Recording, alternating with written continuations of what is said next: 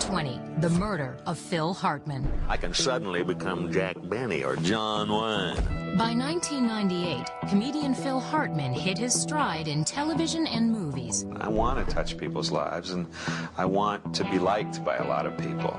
We laughed at him, whether we were laughing at his face on Saturday Night Live or we were laughing at his voice on The Simpsons. But Phil's wife, Bryn, didn't completely share his joy. For years, she put her acting career on hold to be a stay-at-home mom. Bryn began taking antidepressants. She had bit parts in a couple of movies and TV shows, but it just was never going to happen for her. And by Phil's growing attention and growing popularity and fame, it was just eating away at her. There was a dirty little secret that Bryn Hartman was living with, and that was her addiction to prescription and other drugs. And Mr. Hartman was very upset over this, and they argued over it. On May 27, 1998, Bryn went out for dinner with a girlfriend. She left the restaurant around 9:45 p.m. Sometime before 3 a.m., Bryn returned home. Whether she and Phil argued is unclear, but at some point, Phil fell asleep in their bedroom. Bryn Hartman, at some time in the early evening, after the children had gone to bed, pulled a gun out. Bryn pointed the gun at Phil and fired 3 shots. The fatal wound to Mr. Hartman was a gunshot wound to the head, and he had 2 additional wounds, one of which was considered non-fatal. The other was considered a potentially fatal wound. Bryn Hartman was a drug addict and a cocaine addict.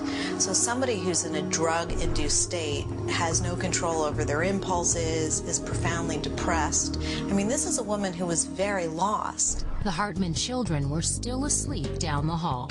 Bryn Hartman left her residence and drove to the residence of a longtime friend, Ron Douglas. Bryn told Douglas that she shot Phil. After he discovered that she was in the possession of a handgun, he ultimately agreed to follow her back to her residence. Bryn and Douglas returned to the Hartman home. When the gentleman got there and he actually saw that Mr. Hartman was deceased, he then got on his cell phone and called the police. I think there's been a shooting here. Okay, do you see a victim? Yes. Before the cops arrived, Bryn barricaded herself in the master bedroom. Moments later, Bryn picked up a second gun and lay down next to the body of her husband. She held the weapon to her own head and pulled the trigger. It appears to be a murder-suicide. Mrs. Hartman died of a self-inflicted gunshot wound. Mrs. Hartman was in bed, sitting up in bed with her back against the headboard before she had taken her own life. The homicide-suicide is devastating to the public, and it's something that, as a member of the media, you look at it and say, my God, how can this happen? And then you see these LAPD officers quickly carrying these kids out of that home. It is a tremendous tragedy for 2 young children to lose both parents at the same time. Police later learned that Bryn's blood alcohol level was 0.12, well above the legal limit.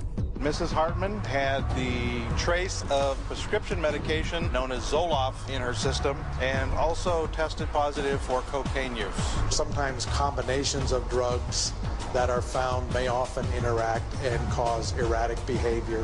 She was clearly an unstable person to begin with. That fueled with drugs and booze, I mean, that's what sent her over the edge. Phil Hartman doesn't tell everybody, my wife's an addict. My wife has these major problems.